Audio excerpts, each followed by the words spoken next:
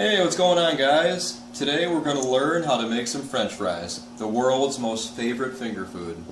Now before you start, you want to make sure you have all your supplies laid out beforehand. As you can see, I've already done that over here. We've got our pot, we've got our potato, we've got the Crisco, we've got ketchup, salt and pepper, and a colander. Now what you want to do next is you want to get a potato that's nice, big, and juicy, as I have right here. You want to rinse it off, which I've already done. Then you want to cut it in half. After you cut it in half, you want to take the potato, put the sides you cut facing in the upwards position, lay them in the pan right next to each other, just like this. And then after you do that, you want to come over to the sink, and you want to fill the pan until it just barely covers the tops of the potatoes. And the next step is you just want to come over to the stovetop. And what you do next is you want to keep it on a medium high, and that ensures that the potato doesn't get too mushy inside, because you want to keep that nice crispiness that the potato has inside. After the potatoes have cooked for approximately 10 minutes, you want to make sure that they're tender, but they're not too tender, because remember, we're making French fries here. Yep, they still got just a little bit of crispiness to them, which is what we want. Now you want to make sure that your stovetop oven is turned off. And what we're going to do next is you want to drain the water out of the potatoes.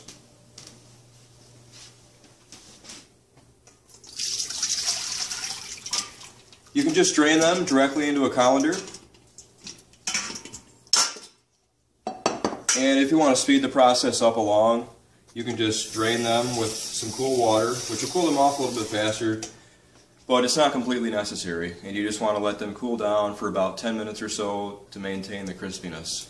Now that the potato is cooled for about 10 minutes, we can start cutting it into the shapes we want for the French fries. And what I'm going to do here is I'm going to cut it lengthwise one time, and then cut 4 strips, because that's how I like the size of my fries.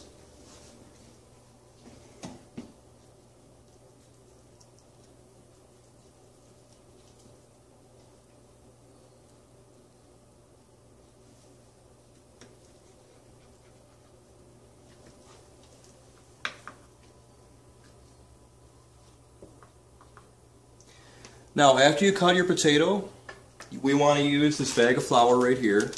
And you want to gently put the potatoes in here, because what the flour is going to do is it's going to stop the fries from splattering when they're in the Crisco batter, and it also keeps more of a better flavor and more of a crispiness to the fries as well.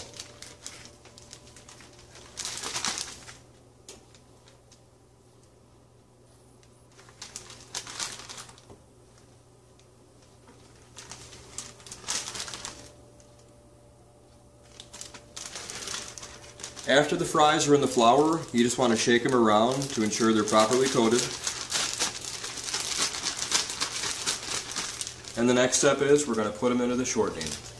Now that our fries are properly coated with flour, the next step is using the shortening to cook the fries. You want to make sure that the stovetop is set to about 6 or 7, or whatever your stovetop is, which would probably be a medium-high for most people. And we want to take some shortening and fill the bottom of the pan until it just barely covers where the tops of the fries are going to be.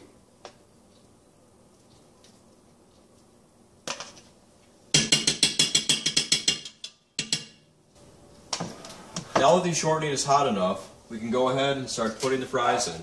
You want to make sure it's hot to where it's just starting to sizzle, but not too hot.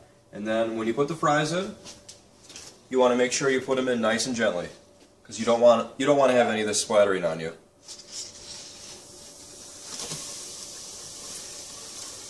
Now after you dump them in here, you want to make sure you stir them until they're a nice golden brown. Now that the fries are golden brown, you want to first off shut your stove off, and then you want to scoop the fries out of here, making sure they're drained before you put them on the plate, or mostly drained.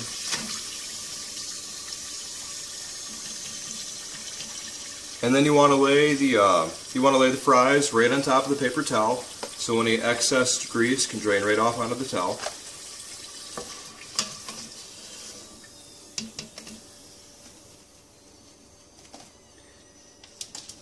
And next you want to use your salt and pepper to just sprinkle a little bit on, because it sticks the best at this point. And after that, you have some fries that are ready to go. Ketchup, mustard, barbecue sauce, whatever you want. Go ahead and put them on.